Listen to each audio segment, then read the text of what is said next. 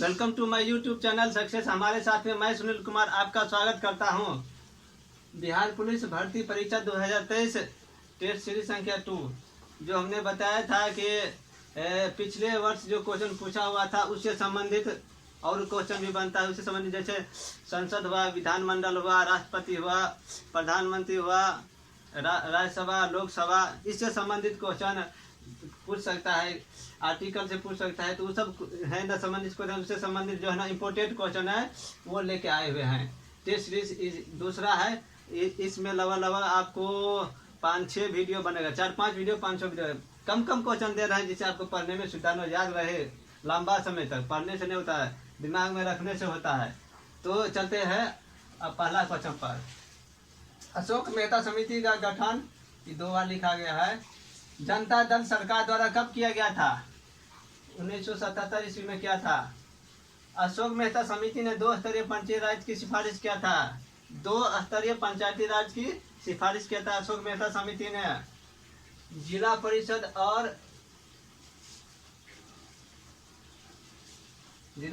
और पंचायत मंडल किस समिति द्वारा ग्राम सभा को समाप्त करने की सिफारिश किया गया था?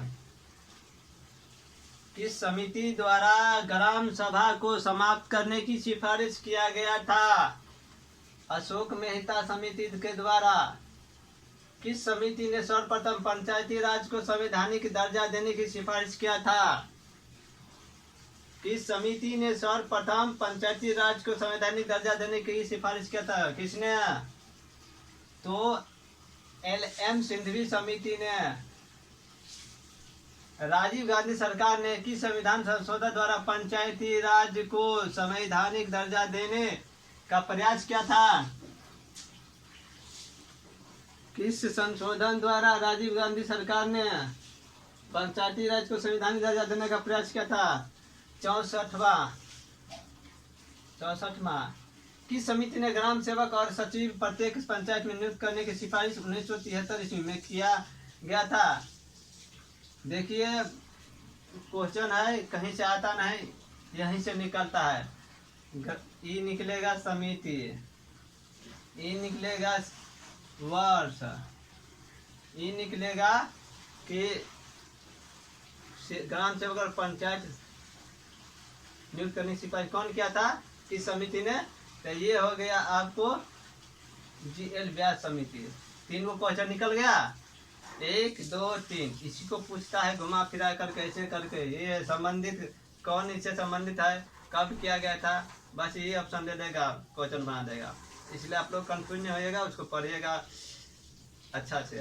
राज्य व्यक्ति से पहले है किस लेखक के द्वारा कहा गया था?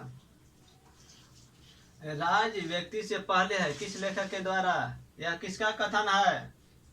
यह अरस्तु का कथन है। अरस्तु महोदय ने कहा था कि राज्य व्यक्ति से पहले है। कानून सार्वभौम सत्ता के आदेश है, किसका कथन है यह?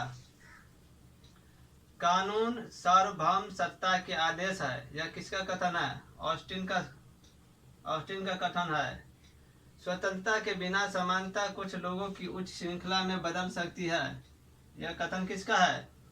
स्वतंत्रता के बिना समानता कुछ लोगों की उच्च श्रृंखला में बदल सकती है, यह किसका कथन है? यह पोलार्ड का कथन है। किरण पोलार्ड नहीं समझिएगा, क्रिकेटर जो है किरण पोलार्ड है, ये दूसरा पोलार्ड है। इसलिए याद रखिएगा कि ये वाला पोलार्ड ने, हाँ याद, जिसको मतलब क्रिकेट देखते ज़्यादा पोलार्ड के स्वतंत्रता के बिना समानता कुछ नहीं, वो स्वतंत्र रहता है। किरण पोलार्ड छक्का मारने के लिए स्वतंत्र रहता था, छक्का मारता था खूब, इसलिए वो प्रेशर लेकर नहीं करता, इसलिए पोलार्ड ये लेखक है पोलार्ड।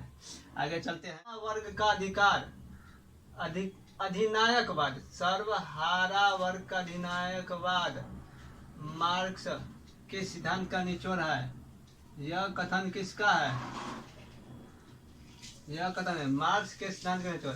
सर्वहारा वर्ग का अधिनायकवाद मार्क्स के सिद्धांत का निचोड़, यह कथन किसका है? किसने कहा था कि सर्वहारा वर्ग का अधिनायकवाद मार्क्स के सिद्धांत का निचोड़ है? ये लेनिन महोदय ने कहा था, लेनिन। 2011 के जनगणना के अनुसार भारत का लिंग अनुपात कितना है? 2011 के जनगणना के अनुसार भारत का लिंगानुपात कितना है? 943। भारत में 2011 में लिंगानुपात सर्वाधिक किस राज्य का था? किस राज्य में सबसे ज्यादा लिंगानुपात था 2011 के जनगणना के अनुसार? केरल। भारत में 2011 में लिंगानुपात सबसे कम किस राज्य का था? अब सबसे कम, ज्यादा या कम दो ही पूछवे करता है। किस राज्य का था? तो हरियाणा का।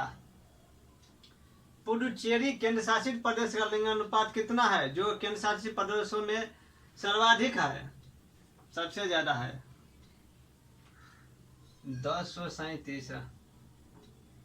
पुडुचेरी का 237 था लिंगानुपात। परिपथ में विद्युत धारा का परिमापन किसके द्वारा मापा जाता है? परिपथ में विद्युत धारा का परिमापन किसके द्वारा मापा जाता है? आमीटर के द्वारा मापा जाता है। परिपथ में विभवांतर को किसके द्वारा मापा जाता है? परिपथ में विभवांतर को किसके द्वारा मापा जाता है? वोल्ट मीटर के द्वारा। वोल्ट मीटर के द्वारा, ये आमीटर के द्वारा। किसने योग्यता के अनुसार स्वतंत्रता देने के पक्ष पर बल दिया था? किसने योग्यता के अनुरूप स्वतंत्रता देने के पक्ष पर बल दिया था? लॉस्की महोदय ने। स्वतंत्रता ऐसा होना चाहिए जो आर्थिक स्वतंत्रता और मानव के विकास में सहयोग करे। यह कथन किसका है? स्वतंत्रता ऐसा होना चाहिए जो आर्थिक स्वतंत्रता और मानव के विकास में सहयोग करे। यह किसका कथन है? यह लॉस्की का है, हब्स का है, ग्रीन का है, पोलार्ड का है, किसका है? ये लॉस्की महोदय का है। ये मत बोल लीजिएगा, ये कैमरन ग्रीन नहीं है, आईपीएल का खिलाड़ी जो था, मुंबई इंडियंस का कैमरन ग्रीन था, वो मत समझ लीजिएगा। और पोलार्ड, ये सब लेखक सब है। किसने स्वतंत्रता के अधिकार के नकारात्मक पक्ष को नकारा है और स्वतंत्रता के अधिकारों को सकारात्मक रूप में देखा है? देखिए, इसमें दो क्वेश्चन निकल जाता है। इसमें ये बोलेगा स्वतंत्रता के अधिकारों को सकारात्मक रूप में किसने देखा है और किसने स्वतंत्रता के अधिकार के नकारात्मक पक्ष को नकारा है। ये क्वेश्चन दो बन सकता है। किसने कहा था? तो लॉस्की महोदय ने। याद रखिएगा, ये सब छोटा छोटा क्वेश्चन सब, ये सब दो भाग में, दो पार्ट में पूछ सकता है। कोई जरूरी नहीं है कि एक ही पार्ट हो, दो पार्ट में भी छोट बना सकता है। ये किसने कहा था? लॉस्की महोदय ने कहा था किसने स्वतंत्रता के अधिकार के नकारात्मक पक्ष को नकारा है और स्वतंत्रता के अधिकारों को सकारात्मक रूप में देखा है। ये लॉस्की महोदय ने कहा था। चलिए आगे चलते हैं। अगला क्वेश्चन चलते हैं। स्वतंत्रता उचित प्रतिबंधों की व्यवस्था है। यह कथन किसका है? स्वतंत्रता उचित प्रतिबंधों की व्यवस्था, यह कथन किसका है? तो ग्रीन का है। ये कैमरन ग्रीन नहीं है, आईपीएल वाला कैमरन ग्रीन, ये लेखक ग्रीन का है कथन है। जहाँ कानून नहीं होता वहाँ स्वतंत्रता नहीं होता। ये किसने कहा था? जहाँ कानून नहीं होता वहाँ स्वतंत्रता नहीं होता। किसने कहा था? लॉक। ये लॉक महोदय कहा था। लॉक, ये ताला वाला लॉक नहीं, ये नाम है लॉक का। स्वतंत्रता विरोधी की अनुपस्थिति है। यह कथन किसका है? स्वतंत्रता विरोधी की अनुपस्थिति है। यह कथन किसका है? तो हॉब्स महोदय का है। हॉब्स महोदय ने कहा था कि स्वतंत्रता विरोधी की अनुपस्थिति है। सिंगरौली ताप विद्युत परियोजना किसके अधीन कार्यरत है? सिंगरौली ताप परियोजना किसके अधीन कार्यरत है? तो एनटीपीसी के अधीन कार्यरत करता है। एनटीपीसी की स्थापना कब हुई थी? एनटीपीसी का स्थापना कब हुई थी? 1975 में। भारत में अधिकांश कोयला गोंडवाना प्रकार का है। इसकी प्रतिशत कितनी है? कितने प्रतिशत गोंडवाना प्रकार के कोयला का उत्पादन होता है भारत में? 98%। सबसे ज्यादा गोंडवाना कोयला का अधिकांश कोयला का प्रतिशतता होती है, उत्पादन होती है, पाया जाता है भारत में गोंडवाना प्रकार के 98%। भारत में 60% से अधिक किस ऊर्जा का प्रयोग किया जाता है? 60% से ज्यादा किस ऊर्जा का प्रयोग किया जाता है भारत में? तापीय ऊर्जा का। तापीय ऊर्जा का सबसे ज्यादा उपयोग किया जाता है, जिसमें कोयला 53% से ज्यादा, सबसे ज्यादा 53% से ज्यादा उपयोग में लाया जाता है।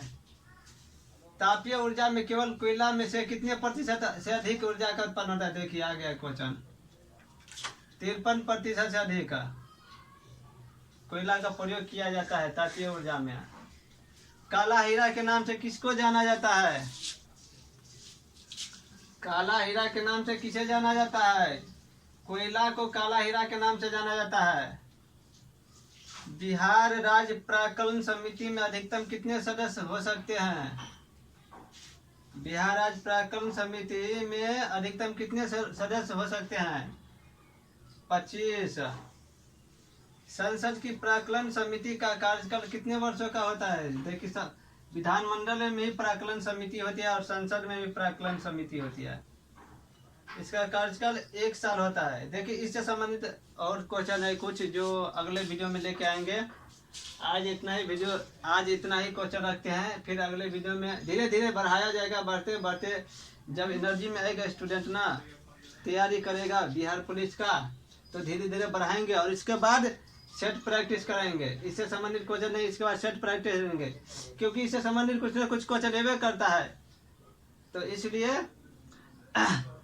आप लोग क्या कीजिए, सब्सक्राइब कीजिए, लाइक कीजिए, कमेंट कीजिए, शेयर कीजिए और वीडियो को देखते रहिए। फिजिकल भी जारी रखिए, फिजिकल भी तैयार कीजिए, फिजिकल भी जरूरी है। इसके बाद फिजिकल है, इसलिए चलिए अगले वीडियो में मिलते हैं। जय हिंद।